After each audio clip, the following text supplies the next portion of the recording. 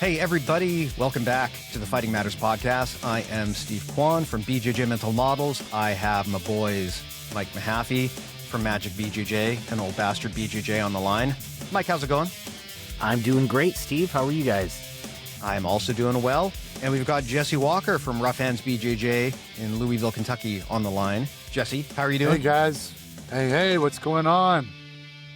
Not bad. You know, I worry that we're all starting to morph into the same person. I mean, the facial hair is getting really similar. People listening through audio can't see this, but, you know, my hair is getting shorter. So we're all kind of congealing into that, like, bearded, bald, jujitsu old guy stereotype. And I don't know how I feel about that.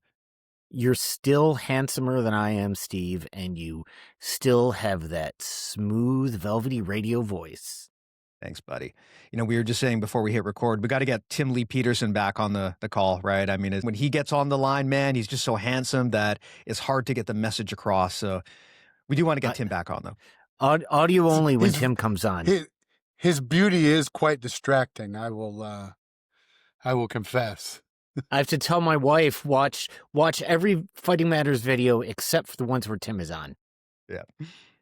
Now, believe it or not, though, that's not what we're here to talk about today.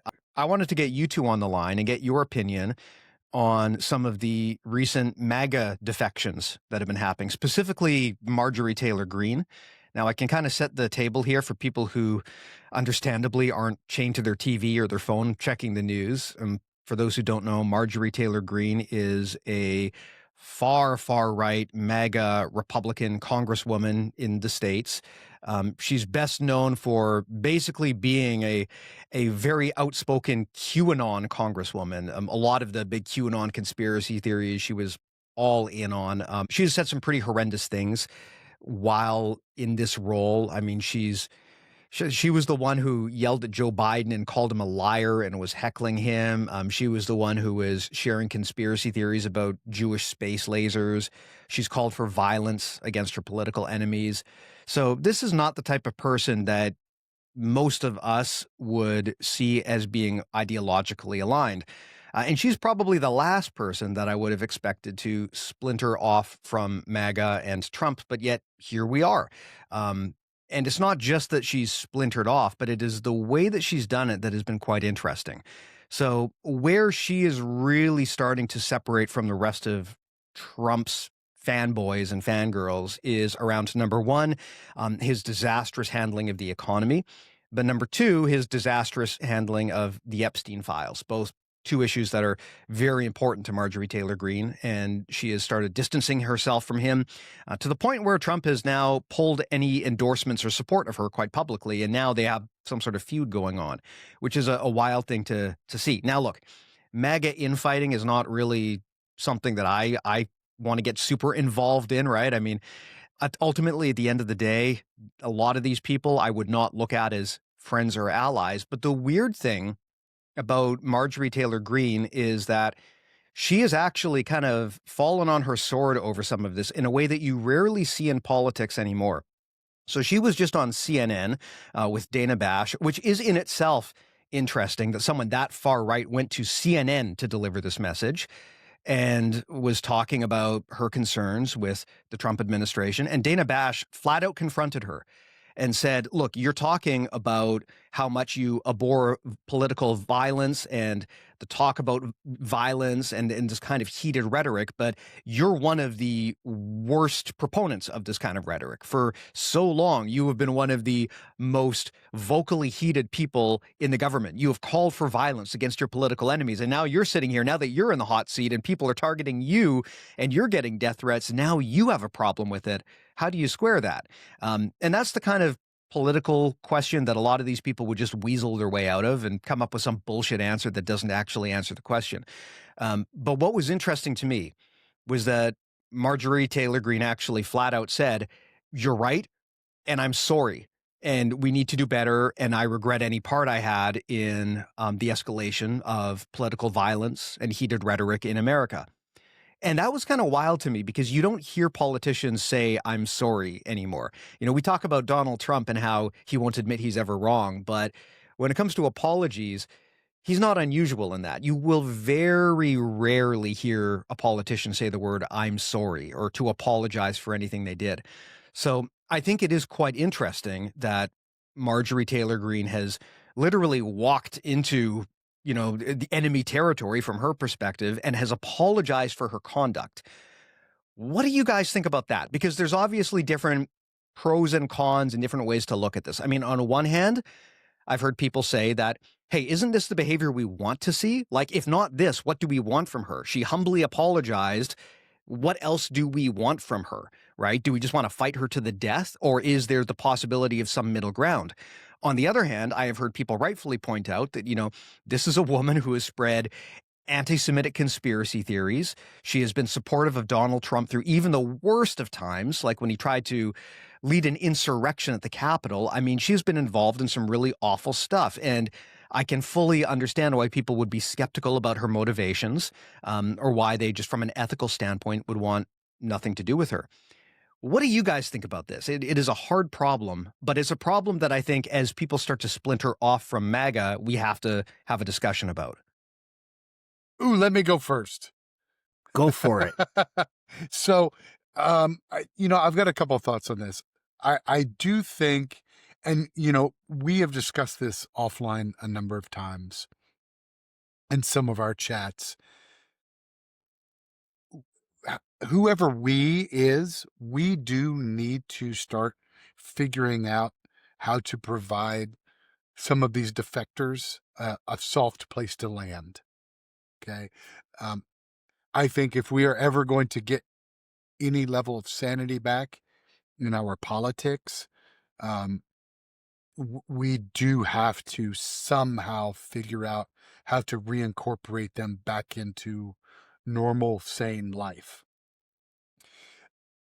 With MTG, I absolutely understand, because I have a lot of the same feelings, that some of the things she has done and said are nearly unforgivable. But I also know that there are people, and, from my perspective, it happens mostly on the right, but there are some people that don't really understand a problem until it happens to them, right? I hate gay people until, oh my gosh, I realize I have a gay son and now I'm very accepting of gay people. Or, fuck Medicare and Medicaid, but now I'm on hard times and I need some help. Now I understand what it's there for. And, we're now in a case where she's getting death threats, and all of the things that she has helped rain down on everybody else in America has now been pointed at her. And that may have been the thing that has kind of flipped the switch. I do, as I don't think she's a good person, but I do think that she is this may not be a compliment. I do think she is a genuine person, right? I do think the same thing that wanted her, that makes her want to get the Epstein files out, is the same feeling that made her, that made the QAnon conspiracy so seductive. This whole thing about not liking pedophiles and protecting children, and right, there is some consistency there, regardless of how crazy it got. I do think that she is a genuine, honest, maybe a stretch, but I do think she's relatively consistent in her behavior. I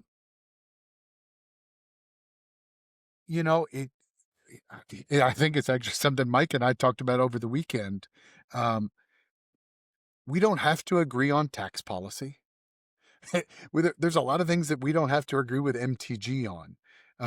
Where I lose people is when we can't agree on other human beings' right to exist and operate in culture. If we can't come to a place there, then I don't know what to tell Marjorie Taylor Greene. But if we can agree that everybody deserves to exist and deserves to have human rights, I'm happy to argue with her about all of the other things that are far less important, may not be the right word, but, impactful in some way. What does Magic Mike think? We can agree, as long as we agree on human rights, I feel like we can get somewhere. We may not agree on the exact same way to get where we want to go to give everybody human rights, like the exact same pathway, but as long as we agree that pathway is the end goal, we can work together. Now, I was thinking, I just wanted to piggyback on what Jesse said, because, yeah, we did have a lot of long talks about that over the weekend. Good talks, I think. Regarding people like Marjorie Taylor Greene defecting from the MAGA movement or becoming a target of the MAGA movement, and regarding her apology on CNN, I've been doing a lot of thinking about that lately, and I've been thinking about it in the lens of like abusive or toxic relationships, right? And in some ways, we have abusive and toxic parasocial relationships with these politicians who are running our country.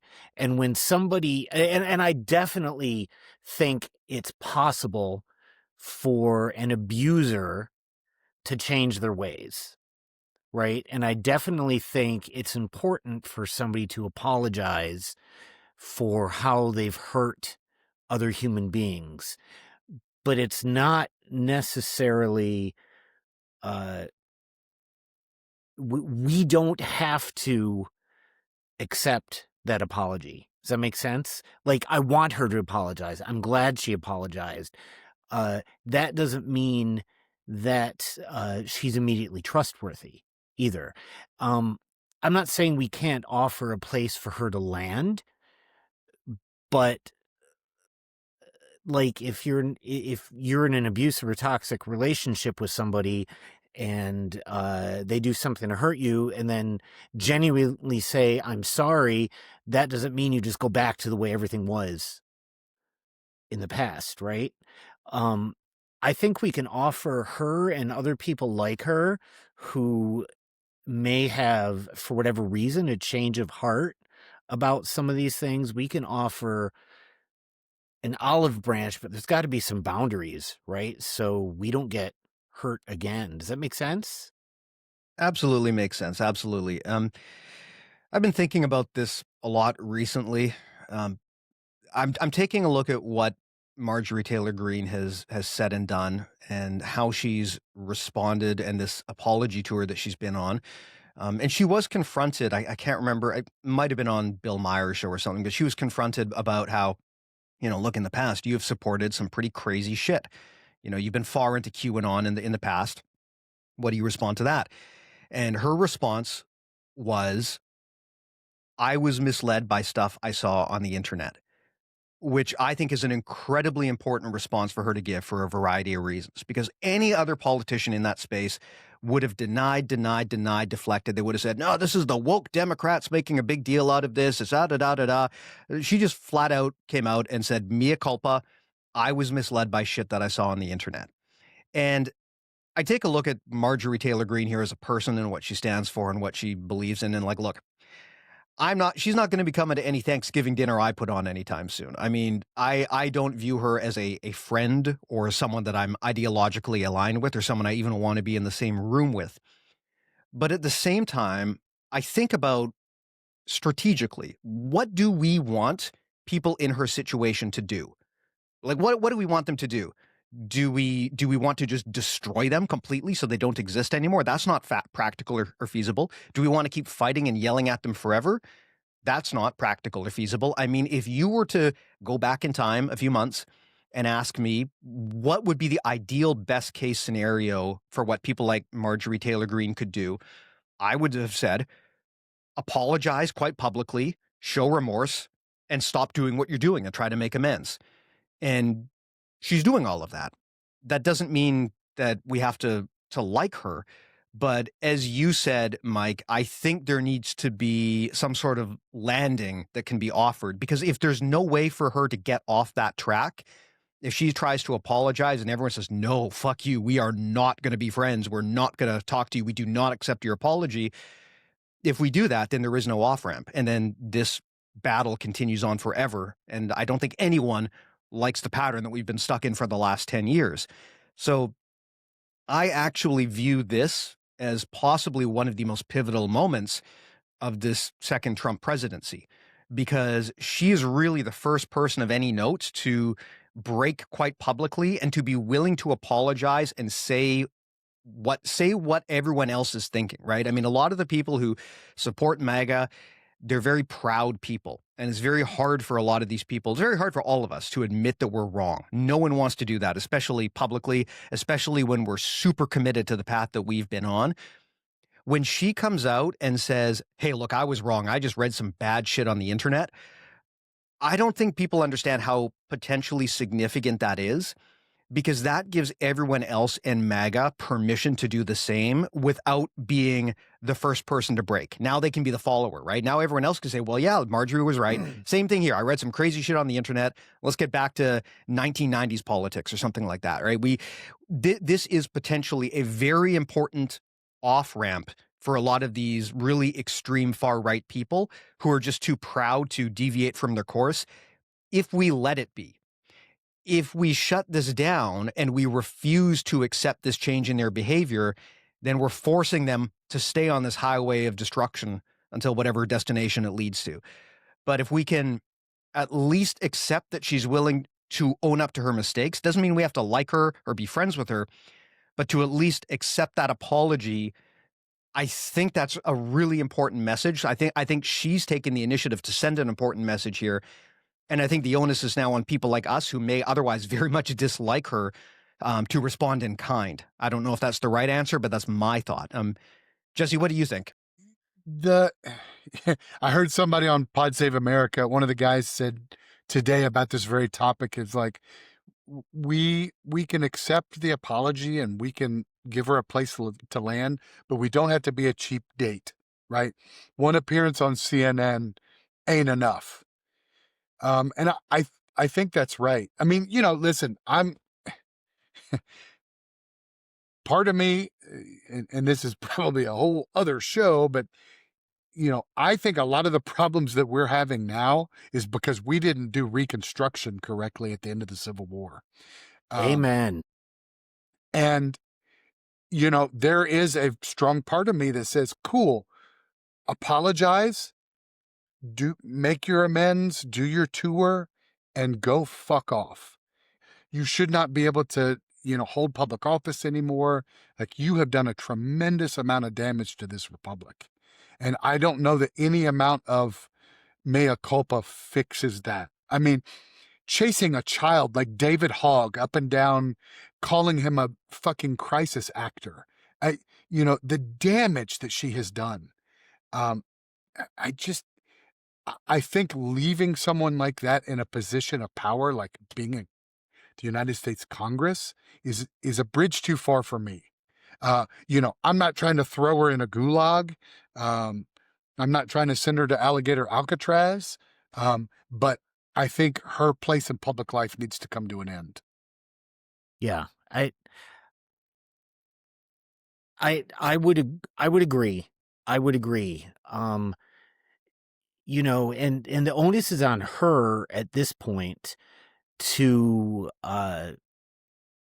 put her money where her mouth is, right? If she's apologizing, like I want to believe that she's sincere, right? I want to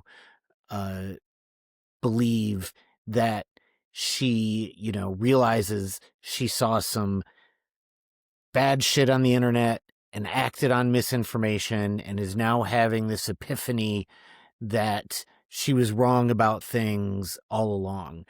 But the onus is really on her to show us, not on us to give her or anybody like her in her position that deep in the far right movement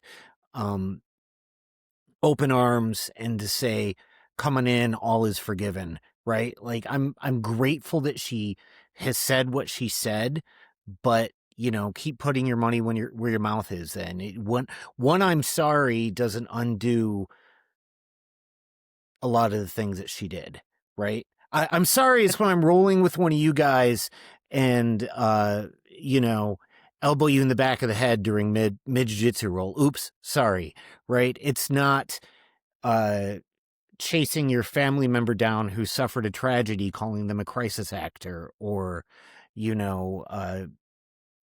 politically shitting on the LGBTQ community, or being anti-Semitic and talking about Jewish space lasers. That's more than just a sorry.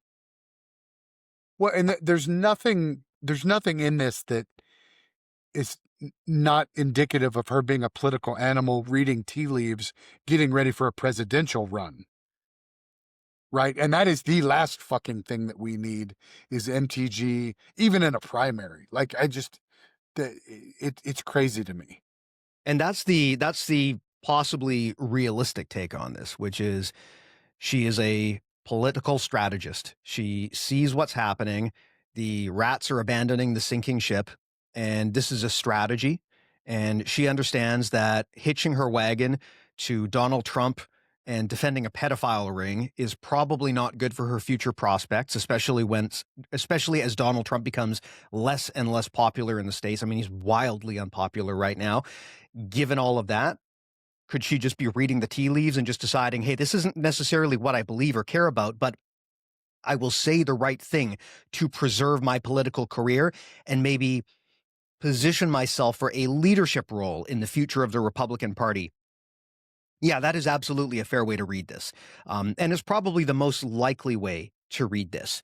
So this is kind of where I struggle, because I don't necessarily believe that she's suddenly had this massive change of heart and is going to be a different and better person going forward. And as you guys said, we need to do some reconstruction properly this time. The history of America in many ways has been, every time there is some flare up on the right, we try to compromise and save face at the end of the day, whether it be Reconstruction or the resignation of Nixon or Trump's first administration or the insurrection. There is always this attempt to kind of just pretend that it never happened and never make the consequences material. And what we're seeing is that just makes it come back worse. So whatever we do here with Marjorie Taylor Greene, I don't think we can just welcome her in with open arms. I think that the penance has to be equivalent to the damage that was done.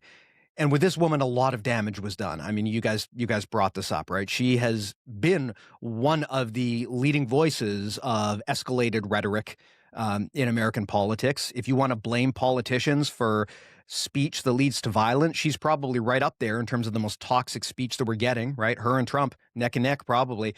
So I think we have to bear that in mind before we welcome her in with open arms. But this all makes me think of, when I was a kid, my parents always told me that, you can forgive, but don't forget. You should always forgive, but don't forget. Forgiveness is a virtue, but that doesn't mean you have to just pretend that the harm was never done. You learn from that. And as you said, Mike, that will adjust your relationship going forward. But that doesn't prevent you from at least working together when it's strategic. I think back to World War II when Russia was suddenly attacked by Germany, and it created this unlikely alliance between the United States and the UK and Russia, right? A crazy alliance, an alliance that would fall apart almost immediately after the war. But in that point in time, these people who really had no business working together had to work together to deal with a bigger problem, even if just temporary. Doesn't mean they're all best buddies anymore, but it does mean that they were able to at least park one problem to focus on a bigger problem at that point in time. And I think with Marjorie Taylor Greene, it's not just about whether she's useful or whether she's contrite or whether she's on this redemption tour, but it's rather she is sending the signals to the Republican Party that this is now acceptable behavior. She's adding apology and acceptance and, dare I say, Christian values back into the Overton window on the right. And I feel like regardless of what we feel about her, shutting down that process is probably a bad idea, because if we can show Republicans that this is the best outcome for them, to apologize and make good and return to normalcy, then others might start doing it. And if every other Republican does it, I mean, we just saw today, as of this recording, the vote on the Epstein files. Every member of the House, except for one, voted in favor of releasing the Epstein files. You had Alexandria Ocasio-Cortez and Marjorie Taylor Greene voting in unison on the same subject, right? And the Senate did it a couple of hours later. Yeah, it passed both. Because the pressure was just overwhelming at that point. And so now that being said, we can, and I'm sure over the next few months, we probably will have discussions about whether these files are going to get released in any useful state or whether there's going to be some sort of redaction process to scrub people's names. I highly doubt we're going to get a fair look at what's in those files. But in terms of pushing things in the right direction, for the first time in a decade, we have Republicans and Democrats aligned on something without controversy. That's amazing. And I think that it behooves everyone to encourage that. Yeah, I'll take it. I mean, I may not like MTG, but I appreciate what she did and appreciate the path she's paving for other people to do the same, right? And I think that we need to offer places for people who are willing to do that to land, whether they're political actors or our neighbors, right? I agree that political actors, I'm not going to trust any of them to run any part of the country at this point in time. But that doesn't mean I wouldn't appreciate some of the worst offenders following Marjorie Taylor Greene and attempting to make amends. I don't know how to do both. Because, I mean, there have to be consequences. There has to be accountability. I completely agree with what Steve said about, her potentially now being a role model and building a permission structure around letting other politicians do this. But at some point, there has got to be a reckoning over what has happened, over the last couple of decades. And I don't know how to do both. Yeah. I don't know what that reckoning would look like. That's way above my head, too. I mean, I've heard people online saying things like, oh, we need a Nuremberg trial, get all those ICE agents,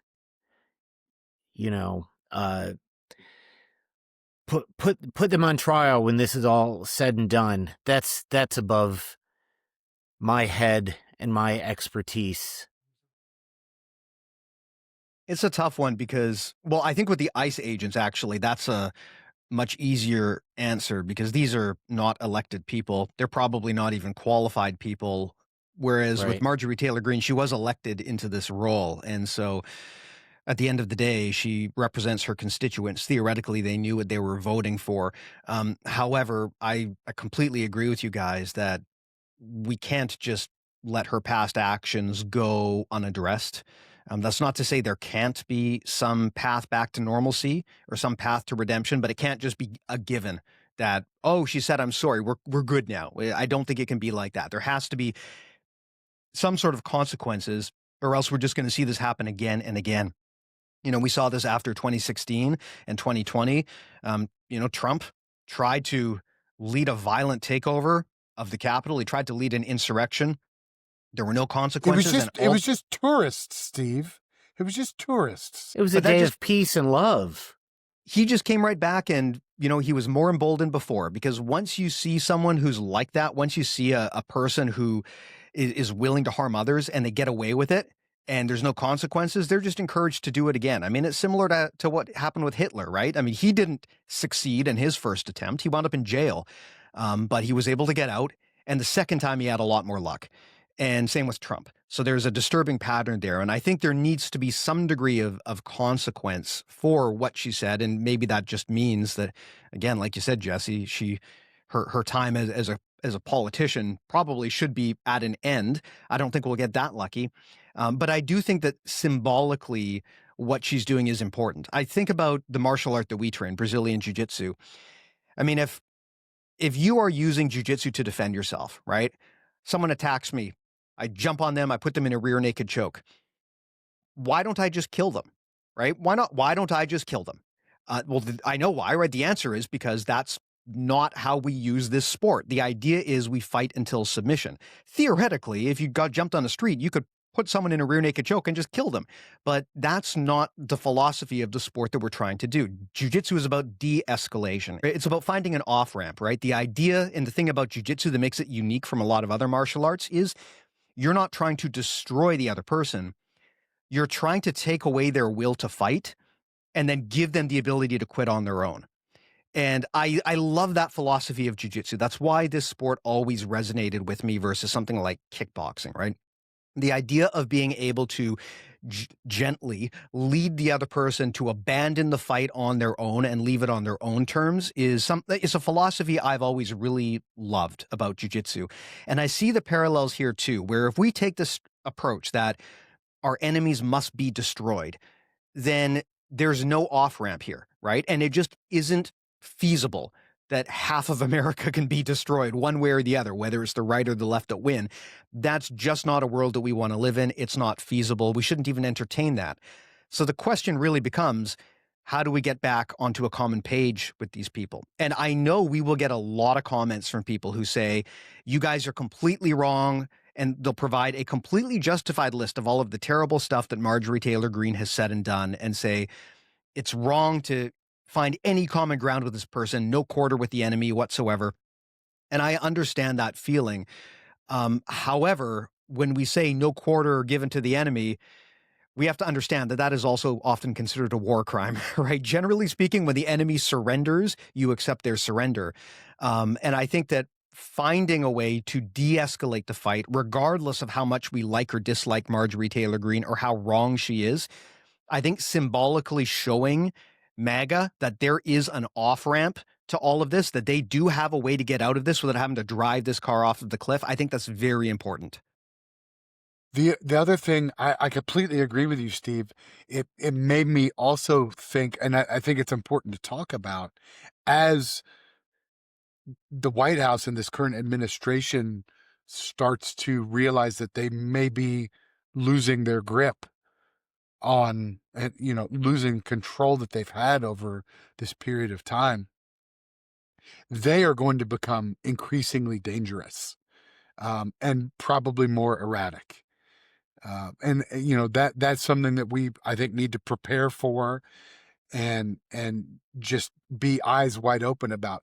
Just because MTG is kind of rolling over and showing her belly at this point, that does not mean that everyone else will.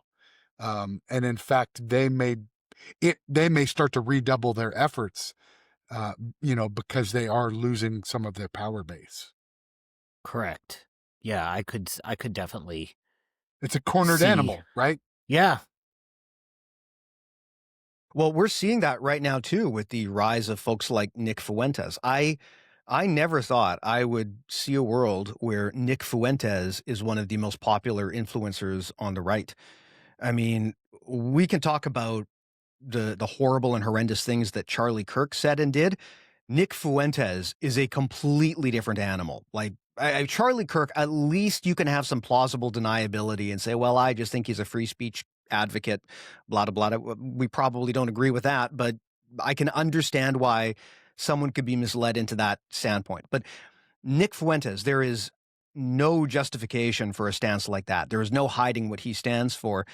And the fact that some people on the MAGA side are increasingly willing to normalize that is very scary, right? And you see different approaches here, right? On one hand, you see Marjorie Taylor Greene, who does know Nick Fuentes. I mean, she has spoken at his conventions before, and she was confronted about this and has distanced herself now from him and basically said, I didn't know much about him. I showed up and is kind of stepping back.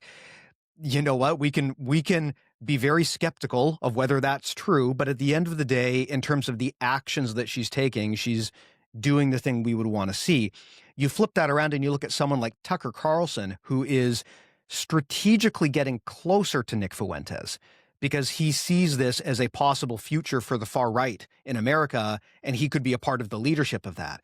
That is evil, cynical shit, right? To look at someone like Nick Fuentes, just an absolute unrepentant racist, a terrible person, and to say, I can use this person. I can latch onto this person and rise with them, and we can help each other. Credit to Marjorie Taylor Greene. At least now she seems to be taking a step back. And I worry that if we get in the way of that, she might rebound, right? I mean, if she doesn't believe that there is a path to acceptance, what's to stop her from just reversing course and going back to being buddies with Trump and being buddies with Fuentes again? I would prefer to see her move away from them, even if in her heart it's not what she really believes. Like, I'm okay with the fact that, you know, Nazis are afraid to be Nazis because of public pressure, right? I mean, I would rather there were no Nazis. But on the other hand, if we can at least make it so uncool to believe that shit that these people basically shut up and stop congregating and stop supporting each other, that's still a step in the right direction. And I don't think we should get in the way of that. The biggest thing that has scared me over the last few months really is how quickly it has now become acceptable on the right to be just openly supportive of hate groups and Nazis and shit like that. I mean, we just had up here in British Columbia where I live, there was just a story that broke. A lot of you probably saw it, about a neo-Nazi rally that was being held in British Columbia. And it was abundantly clear to anyone who reads the news story and the reporting, which was very good. It is clear beyond a shadow of a doubt that this was a neo-Nazi rally. But that did not stop a whole bunch of people from defending the Nazis, which in the martial arts community, and saying, well, you know, freedom of speech, where this is a slippery slope. If we don't allow Nazis, what's next? And just absolutely horrendous, shitty thinking. And that is really surprising that there has been such an acceptance of this just in the last while. We have a big problem in the world today where these extreme far right movements are getting more power again. It's really scary. And I think that we need to show that there is an alternative. And ultimately, at the end of the day, look, we don't have to like these people, but we do want to reform them. And if that means that at the bare minimum, they stop being openly Nazis and, you know, just, again, Jesse, to your point, that doesn't mean we need to be their friends or anything. It doesn't mean we need to associate with them. But at the end of the day, if we can at least start enough pressure to shut down these movements, I think that's still a win, right? A step in the right direction. And what we can do on our side is make sure there is that pressure release, that off ramp, so that these people don't feel like they're on a one-way trip to hell and there's no way off that ride. So they might as well go for it. Well, and the other thing that we've seen in parallel to that is the Megyn Kellys and that have started, building a permission structure for child rape being okay and pedophilia being okay. I don't know if I can't remember the young man's name, but he's on Instagram and TikTok, and he does a lot of like talking to the MAGA types and kind of debating them. And there's a clip of him talking to one of them, and the guy that he was talking to was like, explain to me what's wrong with, having sex with a 15-year-old. And this poor kid just was speechless. And after a few minutes, I mean, literally minutes, while this guy's like, what's wrong? Cat got your tongue? Blah, blah, blah, blah, blah. The poor kid was like, it's happening. It's finally happening. They are now defending and trying to justify pedophilia. And there is just no depths that these folks will not sink to defend dear leader, whether it's the racism and the white power Nazi bullshit, the pedophilia. We really have got to walk ourselves back off that precipice. It has gone way, way, way too far. I mean, that has been the other thing, the open support of Nazism and just public hate. The open support now of pedophilia is unbelievable. And this is from a political party that's whole identity was around how much they hate pedophilia. and now they're defending it because it's a convenient political position for them. It is unbelievable to see the things that people now want to debate, right? I mean, people show up in my comments sometimes. I posted a message condemning that Nazi rally, and there were a lot of people who just showed up and just wanted to debate. Debate, bro. Why can't Nazis come to jiu-jitsu? Look, I'm not entertaining that shit, right? I mean, it should be open and shut. This is not a matter where we are going to reach better understanding by sitting down and talking about the benefits or the pros and cons of being a far-right Nazi. It's just bad. If you don't know that, I don't know what to tell you, really, right? And these are things where we have to have an absolute hard and fast line. And that's where this whole path to redemption becomes challenging, because there is a line where people have done something so heinous and so terrible that we have to really assess whether there is anything redeemable here. And that is, I guess, a case-by-case thing. And with Marjorie Taylor Greene, we have to assess whether we think there is a path to redemption. I don't think she's ever going to wind up, being best friends with Jon Stewart and Barack Obama or anything. I do think in her case, there is the possibility that she could at least moderate. But I do worry that if we're too accommodating to her, then we allow kind of her opinion into the camp where it can infect other people as well, right? Because what we don't want is a situation where we say, oh, Marjorie Taylor Greene is cool now, and she starts pushing people in the left further in this crazy lunatic direction as well, right? I think that there has to be a road to redemption, but also, like you guys said, there has to be a firm line and some penance that's really done if people are actually going to be redeemed to any capacity. Right. I mean, she could come to the party, but she's not allowed to speak at it. That's well said. She can't take the open mic on stage, but she can be there. If she shows, again, like, she's got to put her money where her mouth is. If this is real, if her apologies are real, then she's got to keep moving forward with more acceptable behavior. My feeling is I'm open to that, but we got to wait and see. Yeah, I think it's a tough one, because on one hand, we're all right to be very skeptical. I mean, this whole apology tour feels super opportunistic, but on the other hand, strategically, I think shutting it down is dangerous, because this is the best opportunity we've had to signal a possibility of some degree of reunion, of getting things back to some degree of normal. And if we shut this down, and I do worry, I mean, we've talked about this, right? About the circular firing squad on the left sometimes, and how through purity testing, we destroy our own movements and our own coalitions because no one's ever good enough.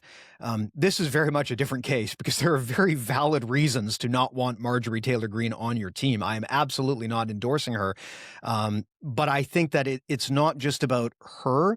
It's about the signal that it sends, depending on what we do with her, right? In many ways, it's not just about her. It's about us, because how we respond to this really dictates whether we are allowing space for these people to come back off the cliff. Right. And, I think it's okay for some people to not allow that space. I mean, like, I'm a cis white dude, cis white hetero guy, right? I have the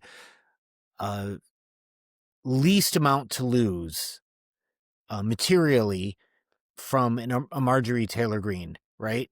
People who are more vulnerable than me, people in the LGBTQ community, minorities, like, I can totally understand why a lot of those folks might just say, fuck off. You are never getting space, right?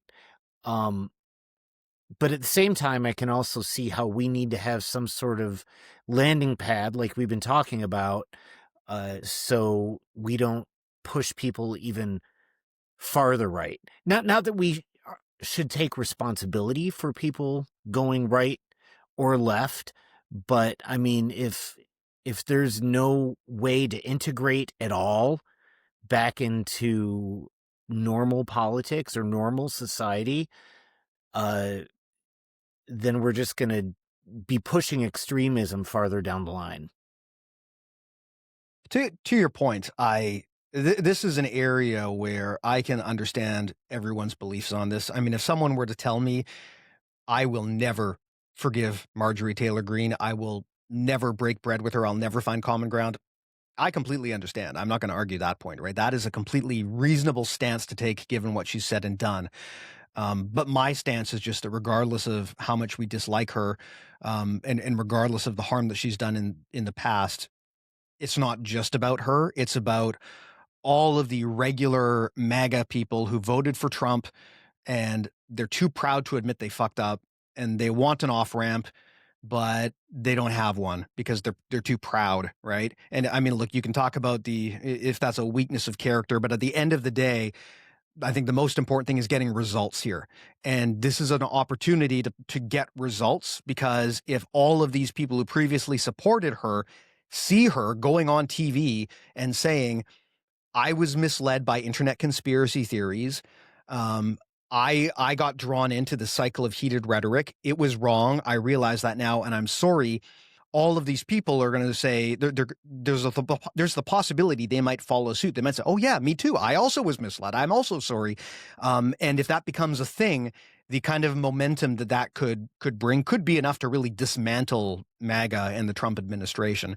But on the other hand, again, if you're going to create a temporary alliance with someone who is completely ideologically opposed to you, you got to remember they might not be your best friend forever. Again, back to the World War II example, Stalin was an ally for the end of World War II, and then almost right away we're back into the Cold War, right? We're back into it with him. So it's not as simple as she's our friend forever. We have to accept that this may be a temporary alliance of convenience, but I do think it would be very hard to ever truly find common ground with someone who's like that, unless she has just literally completely reinvented herself as a person. It's possible, right? I want to believe in redemption, but I think it's smart to be skeptical of that as well. Yeah, and I think at least for right now, how we feel about MTG is not, and I think this is really echoing what Steve was just saying. I personally don't have an off-ramp to offer MTG, right? It's really going to depend on how the rest of MAGA responds to her right now, how the base responds to her, how her constituents respond to her, and how her colleagues in Congress respond to her. And I know some of that will be dependent on, public opinion, obviously. I think it'll be really interesting in the coming weeks to see what happens. To me, the the Epstein file issue should have been a no-brainer, right? And it ended up, the vote was a no-brainer. Only one asshole in Congress voted against it. But we didn't know for a while, did we? I mean, there was some real question as to, like, are these people actually going to stand up and defend what publicly we all understand to be, are they defending pedophiles? Yeah, just a week ago, it would have looked like this vote wouldn't have passed, right? This Right. all started moving really quick, and it goes to show how quickly the momentum can shift if there's just enough pressure at the right point in time. I mean, people, for a long time, it felt like Donald Trump was completely invincible. But people have to remember the only reason he had that power was because the Supreme Court, the House, and the Senate were all behind him and supporting him. As soon as that changes, things change a lot, right? I mean, there is a 25th Amendment. There is the possibility of impeachment. That can't happen unless you can get a substantial amount, a supermajority of the vote. And up until a week ago, most people would have said it's politically impossible to do. Now I'm not so sure, right? This vote was important beyond just the Epstein case. It's also important because it's a test bed for Republicans to experiment with defying dear leader to see what happens. And if Marjorie Taylor Greene and these others can demonstrate, and I mean, this is cynical, but it's probably true, if she can demonstrate to these other politicians that it will be more beneficial to them to abandon Trump than to support him, They will abandon their morals and their principles and their support of Trump overnight to switch course to preserve themselves. And Thomas Massie even said this in that remarkable interview before the vote, where he basically said, and he's a Republican who had been one of the first people to break from Trump. He basically said, you guys have to remember, on the Republican side, your vote on this record is going to be around much longer than Donald Trump's presidency. And in a few years, you're going to have to defend why you voted to protect pedophiles. And I think that was a powerful way to phrase this, right? Show them how this impacts them from a self-interest standpoint. And between that pressure and Marjorie Taylor Greene's very public split, I think it worked.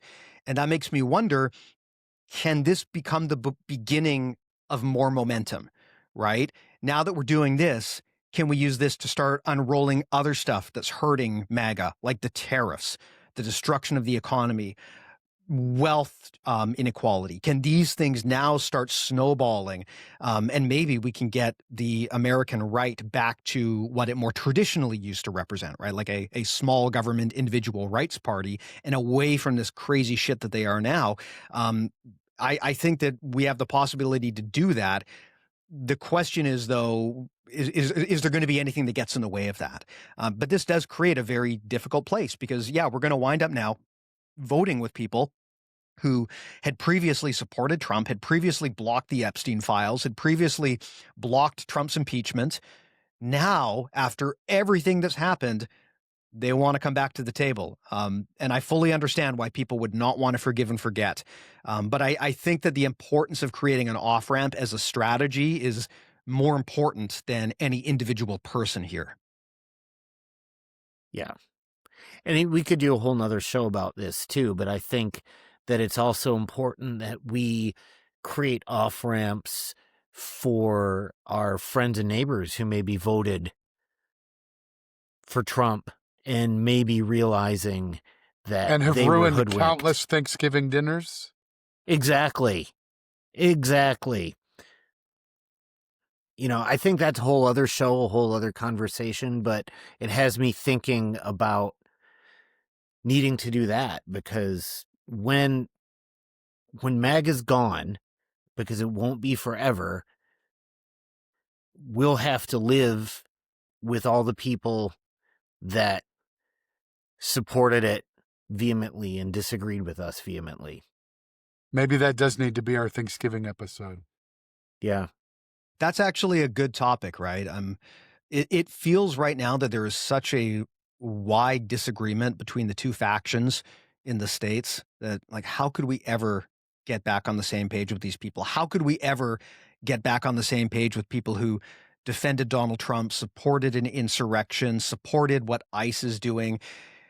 And again, I just keep coming back to the advice I was given as a child, which is, you can forgive without forgetting. Right? It's just a tricky thing because these people have done terrible things. They've believed terrible things, and we'll never agree with them on this. And we may never get back on the same page, but we have to find some way to coexist as a society, right? We can't just completely destroy half of the country. Well, Right. For me, the people across the dinner table, I feel like it's going to be a lot easier bringing them back into the fold in terms of, because it's real easy to, hey, there was so much misinformation and their news consumption, and a lot of that was just that they were tricked and just flooded with bullshit. The people in power knew better, and they were the ones feeding everybody else the bullshit and the Correct. misinformation and the lies. So I'm a lot less concerned with the people that believed the lies and far more concerned with the people that perpetrated the lies. Those are the folks that really need to be held accountable. That's very well said. And in fact, if there's one thing that I wish people would stop doing, it is calling to people who believe this information dumb or evil, because that just leads them to be further entrenched. Like the reality is there's a lot of people in the States who live in a completely false information bubble, right? They have arrived at the conclusions they're at because the information they've been presented with is completely wrong. I mean, God, I don't know if you guys have ever turned on Fox News, but it is a wild world on there. It is like an alternate reality. They don't even cover the same Yep. topics. You can understand how someone who is raised in that environment and lived in that environment their whole life could believe the same thing as you from like a moral standpoint, but just go in all of the wrong directions because the information that they're living their life under is just completely wrong. And again, I am not trying to absolve these people of personal responsibility. But again, there has to be an off ramp. And if we tell these people they're stupid, they're terrible, they're evil, we're closing the door to any possibility of enlightening or educating them. And I think, Right. again, we all of us, this is, maybe this is one benefit to this fake AI world we live in. We're all in a place now where we've been duped by bullshit on the internet. Maybe a few years ago it was different, where it was easier to know what's real and what's not. But God, you guys are in the same group chats as me, and I've been duped. And I like to think I'm pretty savvy on this stuff. But every once in a while I post an article, and I think like, God, I can't believe this happened. And then someone will fact check me and say, Steve, they got you. That's fake. It's like, fuck, they got me. But and this is just going to become more and more of a thing. Same. Yeah. So I think that we have to just acknowledge that, like, look, from an empathetic standpoint, if you lived in a false reality, would you behave any differently than your MAGA uncle? Probably not, right? That's something that I think needs to be considered as we find this path to redemption. But again, Jesse, to your point, the people being exploited with bad information, that's a very different conversation than the people perpetuating the bad information. Those people need to be held accountable for what they did, or else this will just keep happening. A couple of weeks ago, I attended a training through Equality Michigan, an advocacy organization, on deep canvassing, basically door knocking, not to get votes for any particular candidate, but just to, with the goal of having conversations and trying to move people along the continuum regarding transgender people and transgender issues.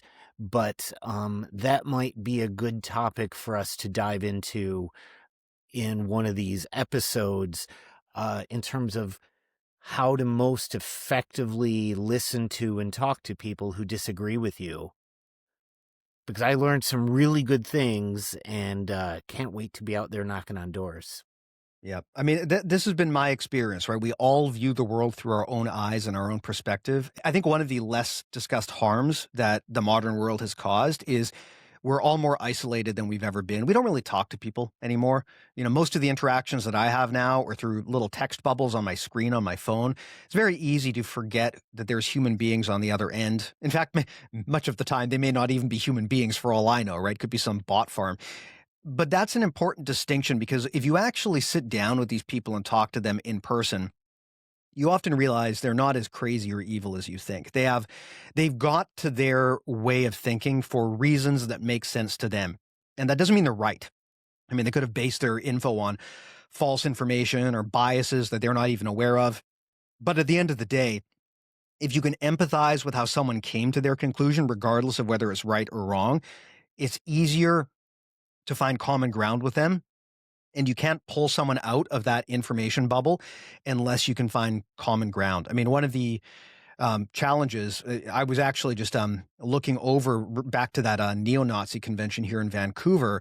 I was actually looking over the talking points from that convention to try to see, like, what are these guys doing and how are they operating? And one of the things that these neo-Nazi groups say is, don't worry about the online stuff that much. Get together with people in person. If you want to convert people to our crazy far-right hate group, you do it by getting into a room with them and training with them and becoming their buddy. You're not going to do it by shit posting on Threads or on X, right? You do it in person. And this is something that the right really understands, that community starts in person, and the left has completely missed the plot on that, because so much of what the left does is like online and on discords and shit. And that is ultimately just wasted energy in a lot of ways. Whereas if you can get people together in person, that's where you have the possibility to really connect with someone. My experience has been that facts don't really persuade people, right? Emotions persuade people. If facts are the nail, then emotions are the hammer. You can't do much with the nail by itself. It's the hammer that drives it home. Facts can be a very powerful persuasion tool once people are already emotionally receptive to what you're saying. But if you just bombard people with facts, no one ever gets convinced by that. You have to get them emotionally attuned to you first, where they want to listen to you. And then it's a lot easier to convince people, even if you don't frankly have the facts on your side, which is something that the right understands very well.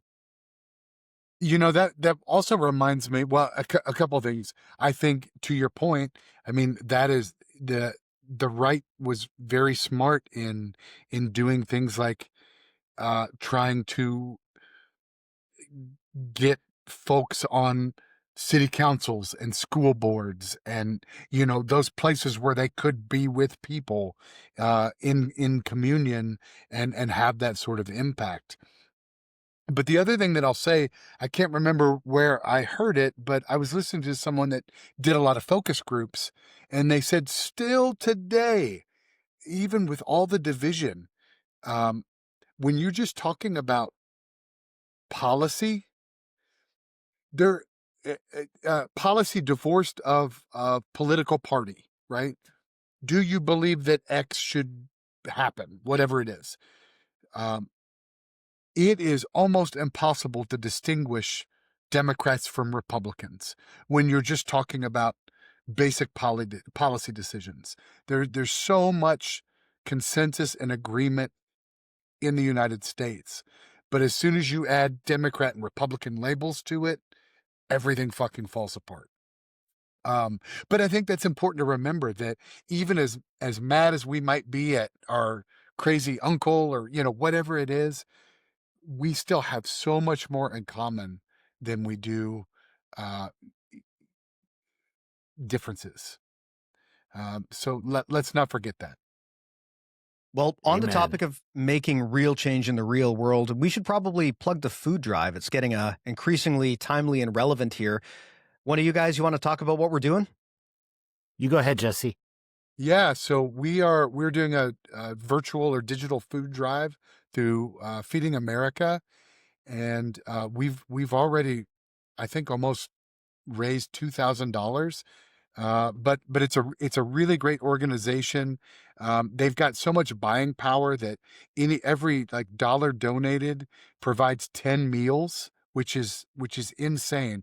It you know, practically speaking, it's a lot more effective than physical can drives and that sort of thing. So we will get a link to that in the show notes. You can donate directly to the Fighting Matters drive itself, or if you would like to start a team underneath our effort to have a little, you know, friendly competition, you know, if you're a school owner or a business owner or whatever, we'd love to do that with you as well. But it's a really important effort, especially as we're going into the holidays. And, you know, despite what our illustrious president says, prices are not coming down.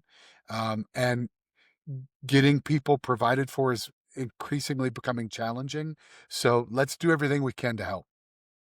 Yeah, extremely well said. I can read out the link here. I will put it in the show notes, but if it's on our link tree, just go to linktree.com/fighting matters and it'll be the top link there. There's a lot of people who are really struggling. And I think this Thanksgiving and this Christmas season are going to be unbelievably brutal. Probably the roughest holiday season that many Americans have ever had in their entire lives.